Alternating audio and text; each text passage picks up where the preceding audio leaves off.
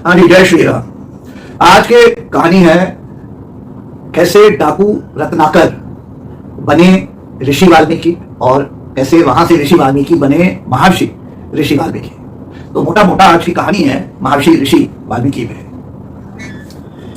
देखिए, नाम था इनका रत्नाकर। चित्रकूट के आसपास पैदाइश है इनकी। बड़ी यंग उम्र में एक हंटर होता था चित्रकूट के जंगलों में, जिसने इनको पाया और एक तरीके से किडनैप कर लिया, उठा लिया। And he became that Hunter became his foster parent. जब बड़े हो गए, 18 साल के हो गए, इन्होंने राजा की आर्मी को ज्वाइन कर लिया एज अ सोल्जर। रत्नाकर ने राजा की आर्मी को ज्वाइन कर लिया एज अ सोल्जर।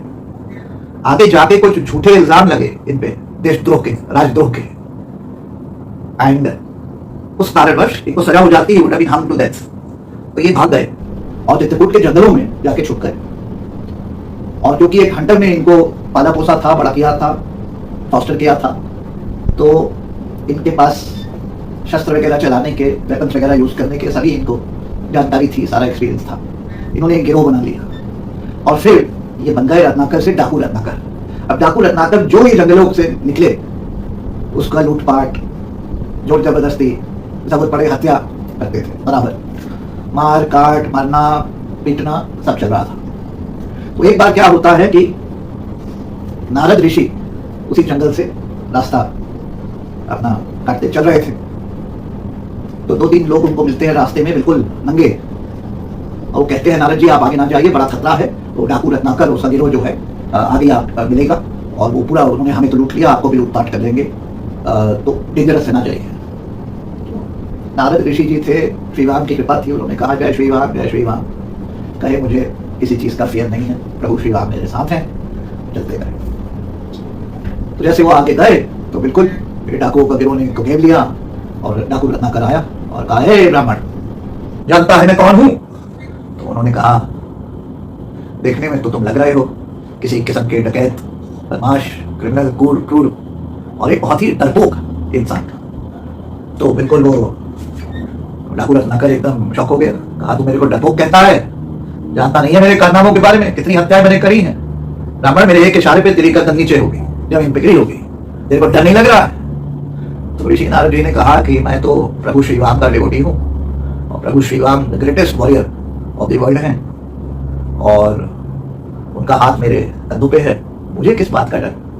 और जहां से मैं देख रहा हूँ मेरी नजरों से तो तुम बहुत ही डरपोक किस्म के इंसान हो। फिर वो नाराज हो गया, कहता है तू मेरे को डरपोक क्यों कहता है? ब्राह्मण, बता मेरे को। तो नारद ऋषि कहते हैं कि जंगलों में छुपे हुए हो, और यहाँ लोगों को, निर्दोष लोगों को लूटते पाटते हो, उनकी हत्या करते हो, ये सब तो एक्ट्स ऑफ कावर्डिस ही है। मतलब ये तो एक डरपोक इंसान के ही लक्षण है। अगर तुम मर्द होते, शक्तिशाली होते, ब्रेव होते, तो तुम पूरे खुल के जी रहे होते। अभी तो तुम यहाँ छुपे हुए हो क्योंकि तुम्हें राजा ढूंढ रहा है, राजा की आर्मी ढूंढ रही है। तुम्ही ने बताया कि तुम्हारे पे राजद्रोह का मुकदमा चल रहा है, तुम्हें फांसी हो जाएगी अगर राजा ने ढूंढ लिया। और नाराज हो गया तो बिल्कुल वो नारद ऋषि जी को मानने पे आया। नारद ऋषि ने कहा कि रुको रुको रुको, तुम ये जो कर रहे हो, लोगों की हत्या या मेरी भी हत्या कर दोगे, ये क्यों कर रहे हो? कभी सोचा है इसके बारे में? तो डाकू रत्नाकर ने कहा, देखिए मेरे पे, मैं तो राजा का सोल्जर होता था, मेरे पे राजद्रोह का केस हो गया, मैं नाराज हो गया हूँ, मेरे साथ नाइंसाफी हुई, तो अब मैं, क्योंकि वो प्रजा राजा की सपोर्ट करती है, तो मैं अपना बदला ले रहा हूँ। तो जिसको लूटता हूँ, जिसकी हत्या करता हूँ, उसी राजा की प्रजा होती है, तो ये सही है। और इसके अलावा कुछ तो मेरे को काम करना है, मेरी बीवी है, मेरी फैमिली है, मेरे बूढ़े बाप है, मुझे उनको पालना भी है, तो वो भी मेरे इसमें, इस पूरे कारनामे में शामिल है। तो ऋषि नारद कहते हैं कि नहीं नहीं नहीं नहीं, ये जो तुम कांडे करते हो, हत्याएं करते हो, लूटपाट करते हो, इसमें तुम्हारी परिवार की सहमति नहीं है, वो शामिल नहीं है। ये ना अपने को झूठी दिलासा दो कि वो तुम्हारे साथ है, वो तुम्हारे साथ नहीं है। ये तुम्हारी जुर्म की दुनिया में उनका कोई लेना देना नहीं, कोई भागीदारी नहीं है, वो नहीं तुम्हें सपोर्ट करते हैं। फिर नाराज हो गए। डाकू रत्नाकर कहे, ऐसा बात है नहीं, मैं जो करता हूँ अपनी बीवी का पेट पालने के लिए, अपने बूढ़े बाप के लिए तो करता हूँ, वरना मैं क्यों करूँ? तो नारद जी ने कहा कि देखो ऐसा है, तुम जाओ और अपने परिवार से पूछो कि क्या वो तुम्हारे जुर्म की दुनिया में तुम्हारे भागीदार हैं, और अगर उनका जवाब हाँ मिला तो मैं यहाँ हूँ और तुम मेरे से जो चाहोगे ले लेना, मुझे लूट लेना, मेरी हत्या करनी होगी हत्या कर लेना, जिससे तुम्हें खुशी मिले कर लेना। लेकिन जाके उनसे एक बार पूछो तो क्या वो तुम्हारी इस जुर्म की दुनिया में भागीदार हैं, क्या वो शामिल है? कल राजा अगर तुम्हें पकड़ लेता है तो क्या उनको भी जेल में डालेगा? क्या उनके खिलाफ भी मुकदमा होगा? क्या वो तुम्हारे गुनाह में शामिल हैं? उनसे जाके पूछो तो एक बार। डाकू रत्नाकर कहता है, उसको एक बात हिट कर गई, तो कहता है ठीक है, मैं जाके पता करता हूं। अपने गिरोह को कहता है इसको पेड़ से बांध दो, नारद ऋषि को, मैं आता हूं। जाता है, अपनी बीवी से मिलता है, कहता है कि एक चीज बताओ, ये जो मैं लूटपाट से, तुम्हें पता है मैं क्या काम करता हूँ, और जो घर में खाना आता है सब आता है, तुम पकाती हो, हम लोग खाते हैं पीते हैं, जो मैं तुम्हें पालता पोसता हूँ, जो भी तुम्हारे लिए लाता हूँ, तुम्हें पता है ये लूटपाट का है, जुर्म का है, क्या तुम मेरी इसमें बराबर की हिस्सेदार हो? तो वो कहती है कि देखिए स्वामी, हमारी शादी हुई है, दुख में सुख में मैं आपकी पत्नी हूँ, और अपना पत्नी धर्म मैं निभा रही हूँ आपके साथ रह के दुख और सुख में। लेकिन जब हमारी शादी हुई थी तो दुख और सुख में तो मंत्र में है, लेकिन दुख सुख और जुर्म में तो नहीं है। तो मैं आपके जुर्म में भागीदारी नहीं हूं। मेरा पत्नी धर्म यह है कि मैं आपके दुख में सुख में दोनों में आपके साथ रहूं, आजीवन काल रहूं, लेकिन आपके जुर्म में मैं नहीं रहूंगी। तो कहता है, नाराज हो गया, कहता है मैं सब तुम्हारे लिए तो करता हूं, मैं कल से ना करूं तो खाओगी क्या? तो कहती है कि देखिए, जैसे मैं अपना पत्नी धर्म निभा रही हूं, वैसे ही आपका पति धर्म है, आपने मेरे से शादी की है तो आपका पति धर्म है, मेरा पालन पोषण आपको करना है, आपको मेरी जिम्मेदारी लेनी है। लेकिन ये नहीं कहा गया है कि आप जुर्म से मेरी जिम्मेदारी लीजिए। बाकी भी दुनिया है, वो भी शादीशुदा है, लेकिन जुर्म के रास्ते पे नहीं चले, तो मैं आपकी भागीदार नहीं हूं। लेकिन आप अपनी जिम्मेदारी से नहीं भाग सकते हैं, क्योंकि आपका भी पति धर्म है। फिर अपने बूढ़े बाप के पास गए डाकू रत्नाकर। बाप जो है खटिया पे थे, बाप से भी एक सेम सवाल पूछा। बाप ने कहा कि देखो, तुम्हारी जुर्म की दुनिया में हम भागीदार नहीं है, मैं बूढ़ा हो गया हूँ, बचपन में मैंने तुम्हें पाला, फिर तुम खो गए, तुमको किसी ने उठा लिया वगैरह वगैरह, तुम्हें मैंने सब सिखाया, लेकिन अब तुम्हारी जिम्मेदारी है कि मेरे बुढ़ापे के समय में तुम अपना पुत्र धर्म निभाओ। लेकिन पुत्र धर्म निभाते हुए ये नहीं कहा गया है कि जुर्म की दुनिया में मैं तुम्हारा भागीदार बनूं। तो डाकू रत्नाकर बड़ा डिस्ट्रीब्यूशन हो गए। पहली बार उनको ये सब सुनने में मिला।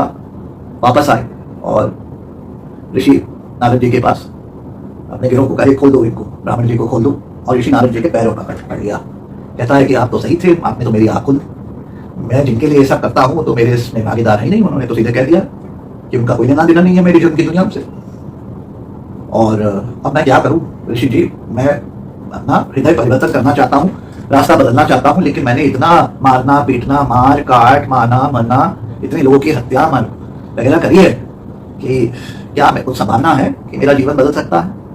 तो नारद ऋषि जी ने कहा, जय श्री राम, जय श्री राम। उन्होंने कहा, तुम्हें अगर अपना अब हृदय परिवर्तन हो गया है तुम्हारा, और तुम्हें अगर अपनी जिंदगी नई सिरे से जीनी है, बदलना है, पश्चाताप करना पड़ेगा, और पश्चाताप करोगे तो तुम्हें एक नया जीवन मिल सकता है।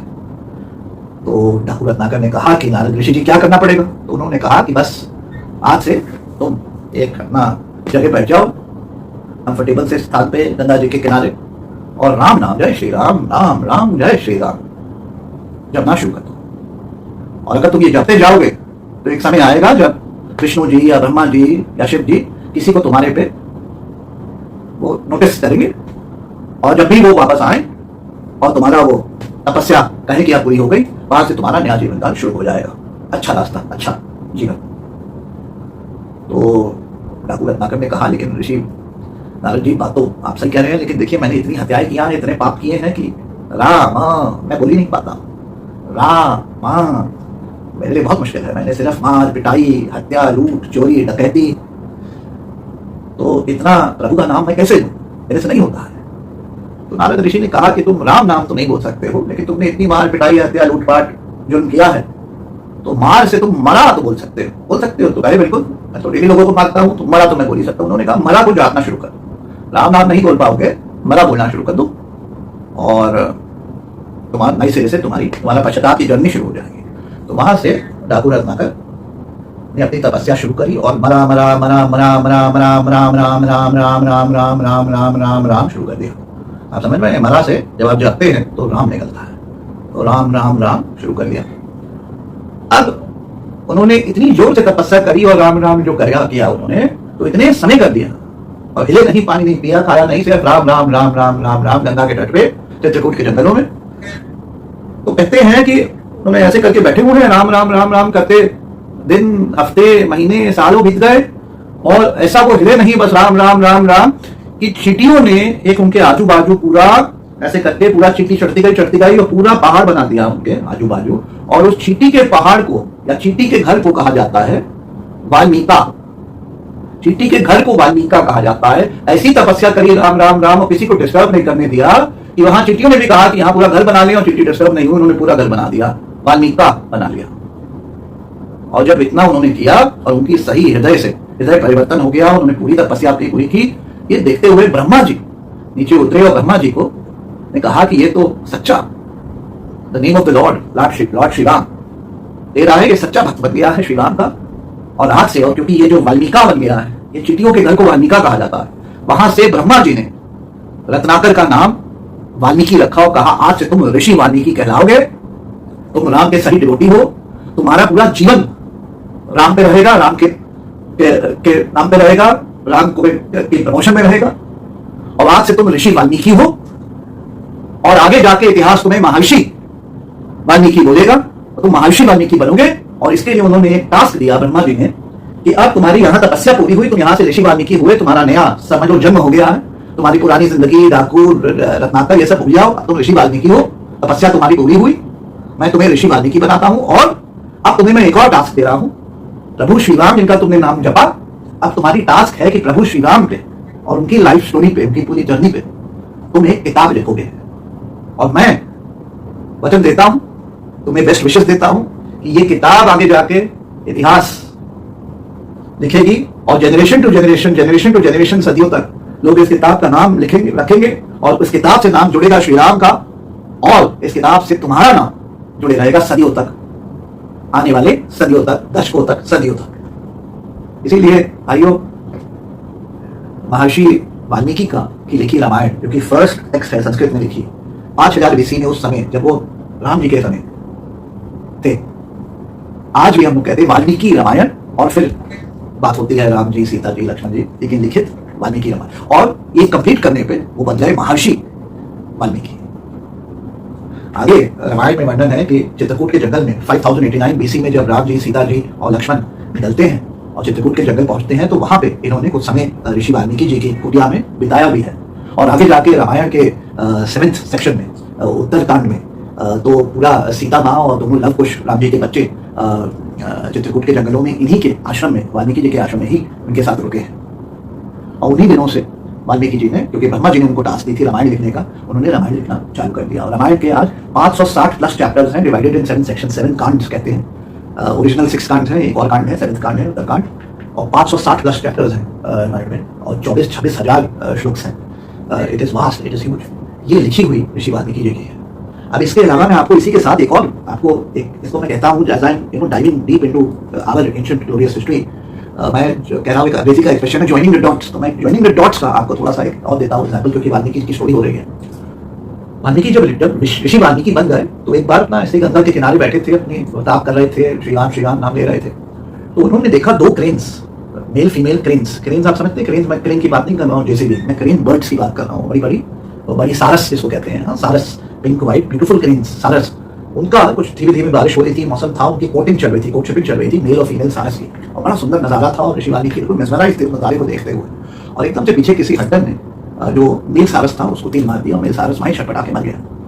तो ऋषि वाल्मीकि को इतना धक्का लगा, इतना खराब लगा कि उसी समय वो ऋषि हो चुके थे, उनके पास पावर्स थी, ब्लेसिंग्स थी लॉर्ड ब्रह्मा की। उन्होंने उस हंटर को श्राप दिया, और संस्कृत का पहला, समझ लीजिए संस्कृत का पहला श्लोक कह सकते हैं, पहला व्याख्या, पहली 2 लाइन्स वो ऋषि वाल्मीकि के राइटिंग से आई हैं। जब उन्होंने श्राप दिया इस हंटर को, और इस हंटर को कहा उन्होंने कि तुम फॉर इटर्निटी, तुमको अब चैन नहीं मिलेगा। इटर्निटी आप समझते हैं ना, जैसे इन्फिनिटी होता है, इटर्निटी मतलब आजीवन, और उसके आगे तुम्हें कभी चैन नहीं मिलेगा, क्योंकि तुमने एक निर्दोष की, अनसस्पेक्टिंग निर्दोष एक इस सारस की, इस क्रेन की तुमने हत्या कर दी, और ये बहुत बड़ा पाप है, और मैं तुम्हें श्राप देता हूं कि तुम्हें फॉर इटर्निटी कभी चैन नहीं मिलेगा, पीस नहीं मिलेगा, सुख शांति नहीं मिलेगी। अब जॉइनिंग द डॉट्स इसलिए कह रहा हूं कि जब आप महाभारत ईरा में आते हैं, और द्रोणाचार्य के लड़के अश्वत्थामा की स्टोरी, आगे मैं कभी और वीडियो में बड़ी पूरी स्टोरी बताऊंगा, लेकिन बेसिकली अश्वत्थामा को भगवान कृष्ण ने आगे जाके, क्योंकि अश्वत्थामा ने गलती से वो गुनाह तो किया था, पांडवों को रात में सोते समय, जो धर्म के खिलाफ है और रूल्स ऑफ एंगेजमेंट वॉर के खिलाफ है, वो मारने गए थे और ये सोच के कि पांचों सो रहे हैं मैं मार दूं, अंधेरे में रात में उन्होंने अनसस्पेक्टिंग मार दिया सबको। और पता चला पांडव वो थे ही नहीं, लेकिन पांडव के सभी पुत्र वो द्रौपदी के बच्चे थे, पांडवों के बच्चे थे, और बच्चों को मार दिया रात में सोते हुए। इसके कारण कृष्ण को इतना खराब लगा कि कृष्ण ने बहुतों को फॉरगिव किया, लेकिन इनको फॉरगिव नहीं किया। और कृष्ण ने फिर उनकी मणि उनके माथे से निकाल दी और कहा कि तुम फॉर इटर्निटी सारे युगों में तुम जिंदा रहोगे एज चिरंजीव, लेकिन तुमको मैं श्राप देता हूं कि तुम कोढ़ी व्यवस्था में रहोगे, एक लेप्रिक इंसान जिसको लेप्रेसी हुई है, और तुम्हें सिर्फ पेन होगा और एगनी होगी, और यही तुम्हारा चलते रहेगा क्योंकि तुमने इतना घोर पाप किया है। तो ज्वाइनिंग द डॉट्स मैं इसलिए कह रहा हूं क्योंकि वो जो हंटर था जिसने सारस को मारा था, और जो संस्कृत का पहला श्लोक डाल के ऋषि वाल्मीकि ने श्राप दिया उसको और कहा कि तुम आजीवन काल युगो युगो और फॉर इटर्निटी तुमको कभी सुख चैन नहीं मिलेगा, वो उसका जब पुनर्जन्म हुआ आगे जाके तो वो महाभारत काल में अश्वत्थामा हुआ, और वो ब्रेव वॉरियर था, द्रोणाचार्य का लड़का था, सभी शास्त्र चलाने आते थे उसको, he was brave, he was a warrior, all that। लेकिन उससे ऐसी गलती हुई, ऐसी हरकत हुई जिससे कृष्ण जी ने फिर उसको श्राप दे दिया कि युगों युगों तक तुम लेप्रिक बन के घूमते रहोगे, तुम्हें डेथ नहीं मिलेगी, तुम्हें सिर्फ पेन और एगनी मिलेगी और लेप्रेसी के शिकार रहोगे। तो इसी के साथ इस वीडियो को मैं समाप्त करता हूँ। आशा करता हूँ आप लोगों को ये वीडियो पसंद आया होगा। मेरे इस चैनल के माध्यम से भाइयों मैं प्रभु श्री राम की जो ग्लोरी है और हमारी रिच ग्लोरियस एंशिएंट हिस्ट्री और उसके बहुत सारे एस्पेक्ट्स जो कि कहीं छुपे रह गए या उनमें मिसअंडरस्टैंडिंग्स हैं या वो क्लियर नहीं है, उनको मैं अनरैवल करूंगा सिंपल आज के 2023 की भाषा में, ताकि आप लोग रिलेट कर सके और रियलाइज करें कि हमारी कितनी ग्लोरियस पास्ट हिस्ट्री है। क्योंकि मेरा मानना है कि जब तक आप कौन हैं ना जाने, जो आप जब तक अपनी पास्ट अपनी हिस्ट्री को ना जाने, तब तक आपका प्रेजेंट और फ्यूचर वो कभी सिक्योर नहीं हो सकता है, वो एक कंफ्यूज्ड स्टेट से कॉन्फिडेंट स्टेट में नहीं आ सकता है। तो मेरा यही छोटा सा एंडेवर है। आप लोगों को चैनल पे कंटेंट पसंद आ रहा हो तो मेरी वीडियोस को देखते रहिए, लाइक करिए, शेयर करिए, और ऑल्सो कंसिडर सब्सक्राइब, यानी आप चैनल को सब्सक्राइब भी कर सकते हैं। इजाजत लेता हूं। जय श्री राम, जय श्री राम।